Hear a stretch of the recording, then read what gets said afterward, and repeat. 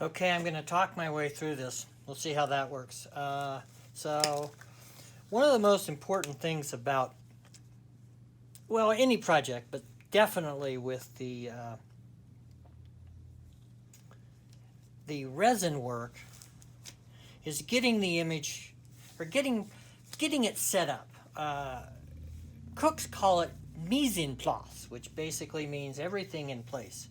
So what I'm doing is I'm getting everything set up. So I'm trying something completely different. This image is an abstract. It's just simple shapes. I created it in Photoshop.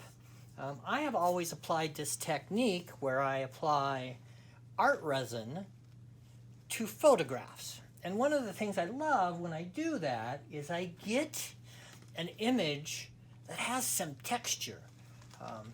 I'm hoping that with this, and you can see already that the way the ink reacts to this is an aluminum sheet, the way that the ink reacts, I'm not sure it's going to pick up. Hopefully it is. You can see in here there's already some texture. That comes because I put down a coat of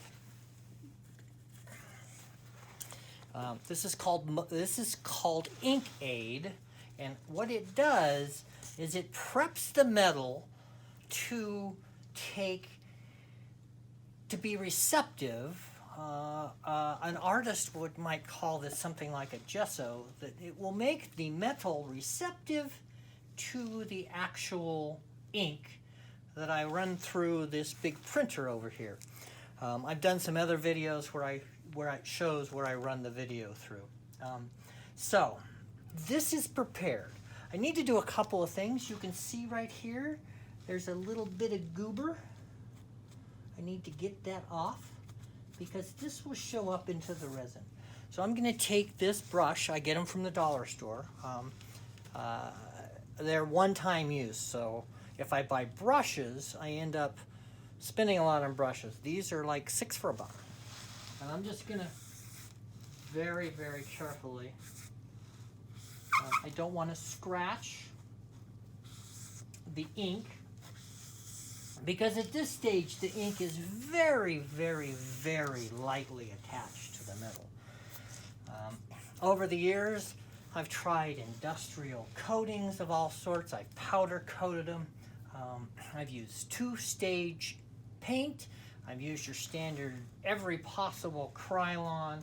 The only thing that really sets this metal so it's permanent is art resin. So what do you say we mix that up? I'm going to fill this cup up to about here, and then I'm going to fill this cup up to the same level, and then I'm going to put them in one. I'm going to stir it up. I better get a stir stick, that mise en place I was talking about. I'll be right back. I'll mix this up really good. Once it's mixed, I'll apply it, and I'll show you how that goes. So let's get started. There are two types of resin. This is the thinner of the two. Like I said, I think I'm on camera. I may not be. I'm going to fill this up to that line. I can see it here.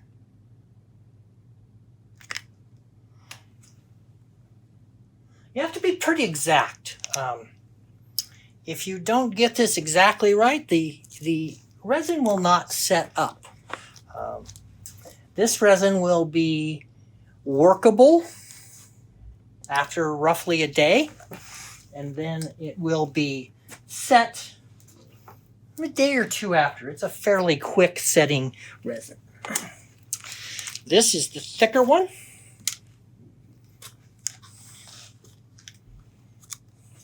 I'm going to take this. Sorry, this is off camera, but the thick stuff's pretty hard to pour. If I can get in here, maybe. I don't know. A little hard for me to tell where I'm at. Yeah, a little more. This is all goopy. It's also messy beyond belief. You have to be very careful.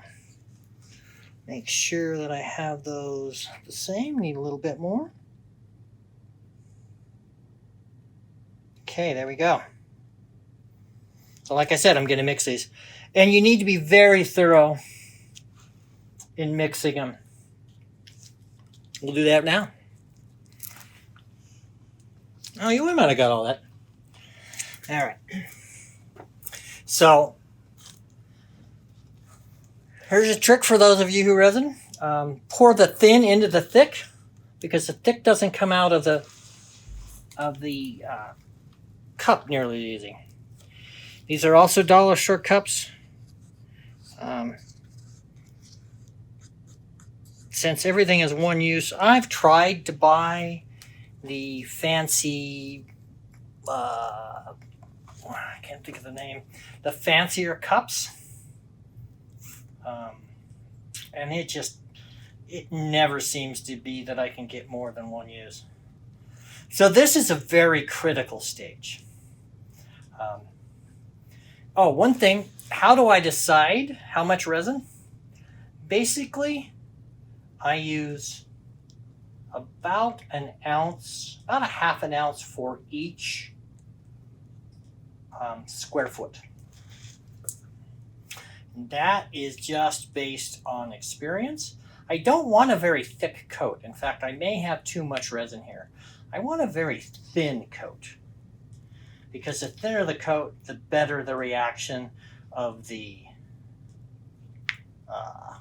resin to the ink. And that reaction is really what I'm going for here. So I'm going to shut up, because apparently I can't mix and talk at the same time. And as I said, this is a critical stage.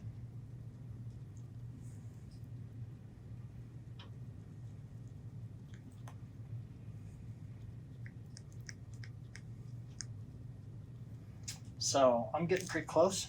You can tell. Those of you who work with resin a lot know that when it's no longer streaking, and there's also kind of a subtle color change. All right. So what I'm going to do, I hope, is I'm going to pour this into the middle, and then I'm going to kind of swirl it out, and then I'm going to leave these edges rough. It's called decoed on the edges. And then I'll come back tomorrow and we shall see what I have. I've thrown that stick away. It's no longer usable. This one's too dirty. I need a clean one. Cleanliness is very important in this project. I had one out. What do I do with it? Oh, I dropped it. That is also a common problem. Okay, I don't want any schmutz, so I'm going to take this and I'm just going to rub the edges. I got to admit, this part is kind of scary because there's no going back. Once this resin hits this, it's done. So let's give it a try. And put a little bit here. I'm going to save some. See how it flows? Yes, this table should be level. It's not. Very little. Oh, I already have a booger in there. So I'm going to take that booger out. Let's see how we can do it here. Oh, look at that. Oh, yeah. So I work from the inside out.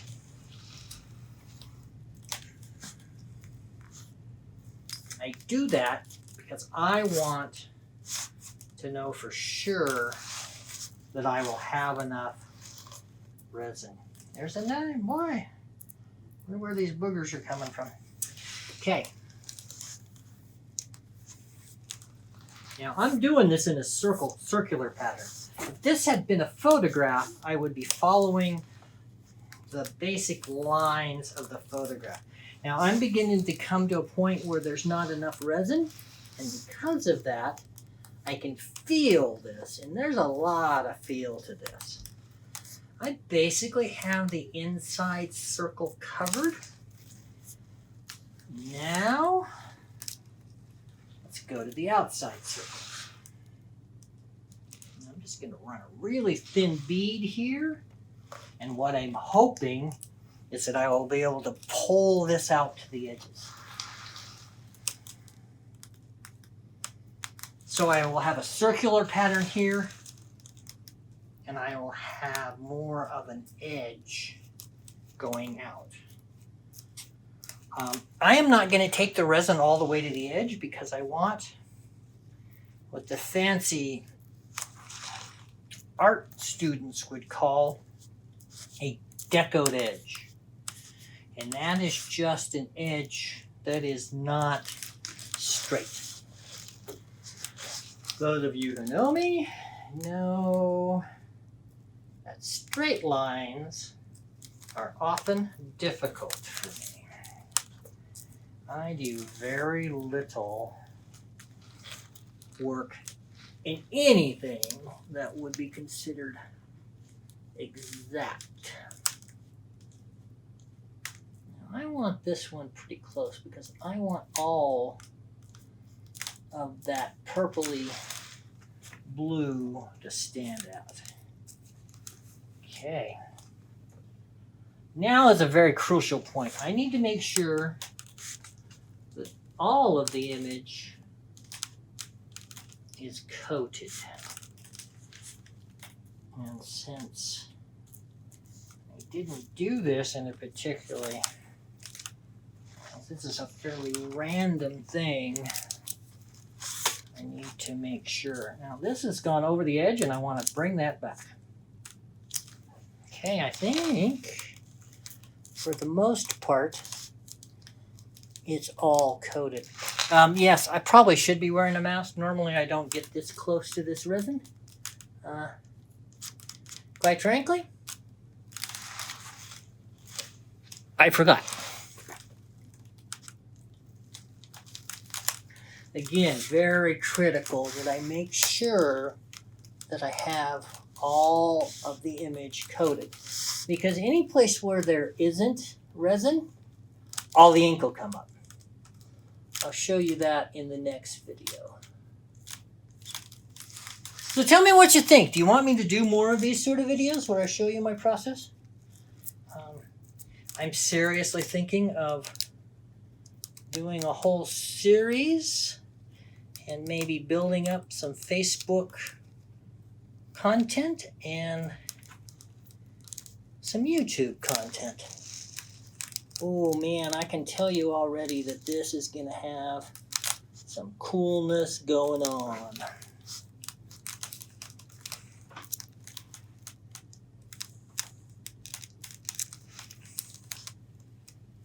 All right, so we're basically done with applying the resin. My favorite part, fire. This is critical. So what I'm doing is I am applying heat to the resin, and that will get rid of most of the bubble. It also gives me another chance to make sure that I've got this coated.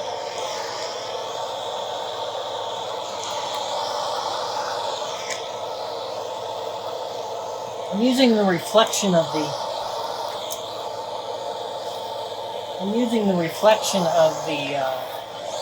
sidewall over here. Oh man, this might very well work.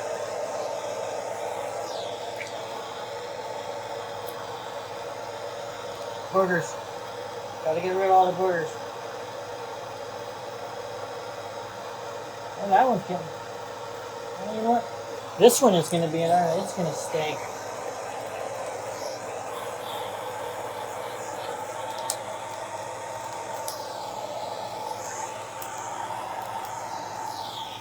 A little more going out over here. All right.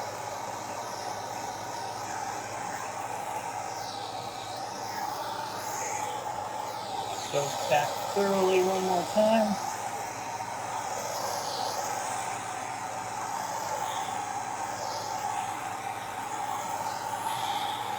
I am very, very happy so far with the results.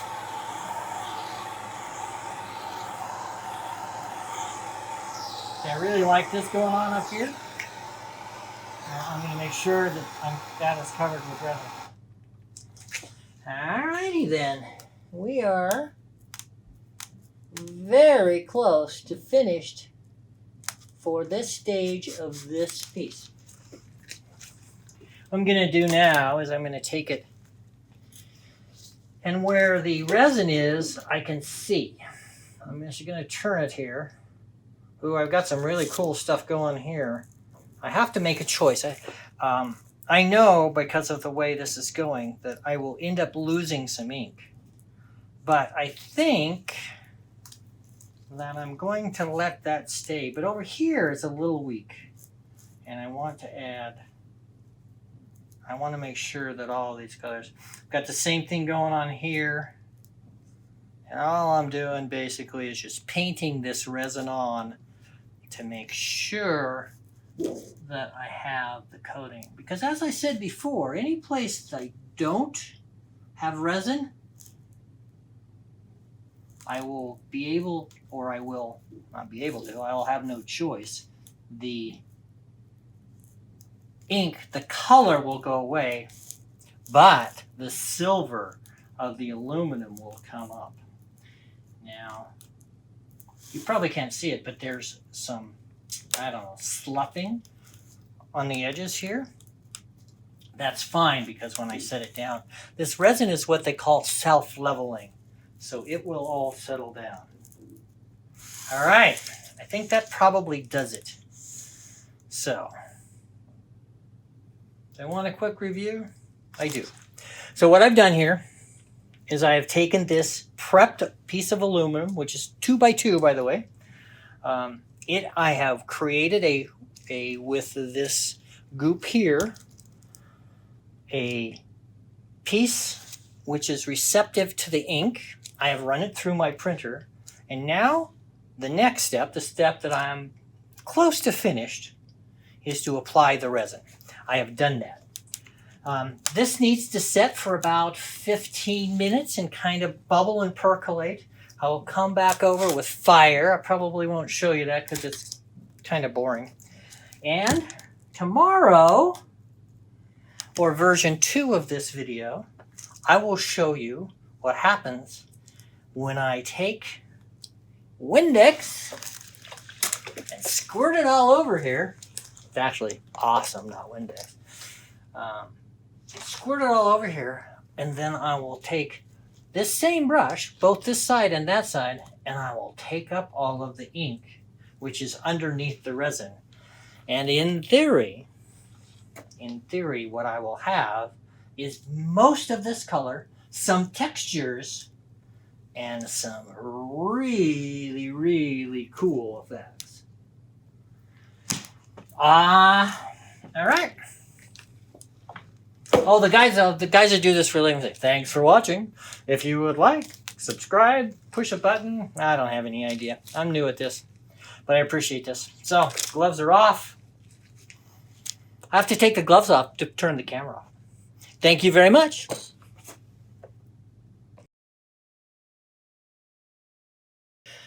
Okay, it's been roughly a half an hour since I finished the last bit.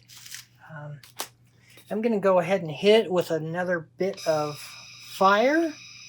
And then I will do a complete check of all the edges. It doesn't really need much. It's in pretty good shape. Probably not liking what's going on right here, so I'm probably going to do a little work there. But I got a lot of texture going on, my friends. This is going to be really, really nice. I'm so excited to show you. I don't know if I'll put this on the first video or the second one, actually. I don't know. This whole video thing is new to me. I am going to show you one more technique. So, if you look right in here, this was a blemish.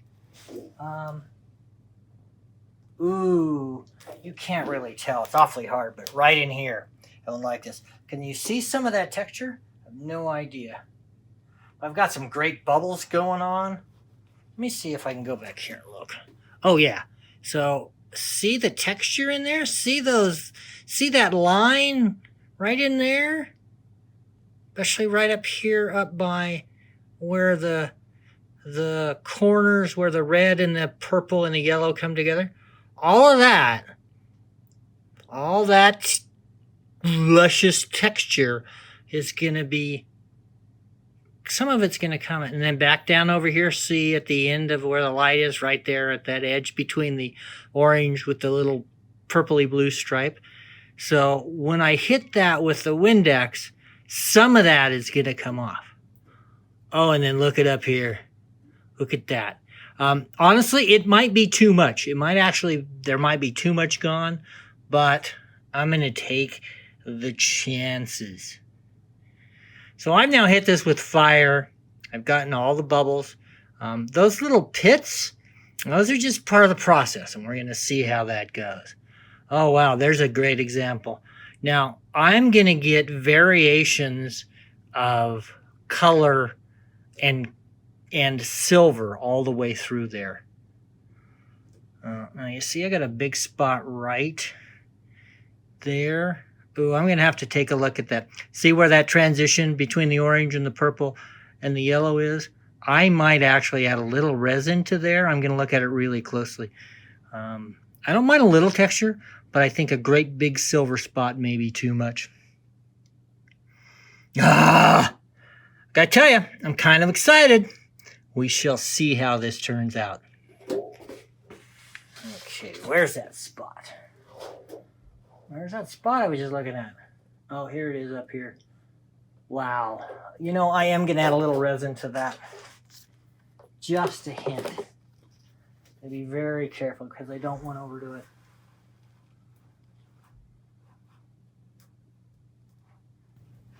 I'm just drawing. What I'm doing is I'm going to draw some of the resin in here. This resin is beginning to set, but it's not completely set. So I'm just going to draw. Basically I'm going to pull some of the resin out of here down over that spot.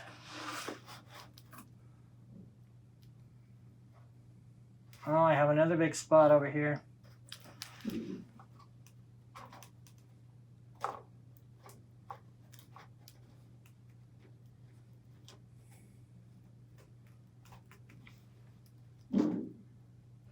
Oh man, I missed a whole bunch. So this is why I check it the second, third, fourth time.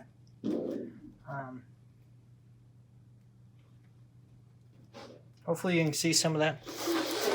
No, you probably couldn't. Okay, so what I've done is I've pulled some of the ink off the edges and brought it in because I missed a whole section of this purple. But that's why I'm checking it a second time, to make sure that I get, although the results are somewhat random, I do have a little bit of control. Wow, I tell you what, I'm really excited about how this is going to look. So I'm probably going to add this to the end of the first video. Because it's really more part and parcel. Oh, I have an ugly hair down here. Hair is the bane of the existence of resin people.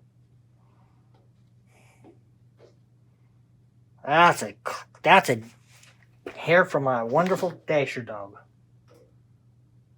It's easy to tell. His is black, mine is gray. Oh, wow. All right. We're going to have something. Not 100% sure what it's going to be, but it's going to be something. That listen? Okay, thanks for watching. Off we go.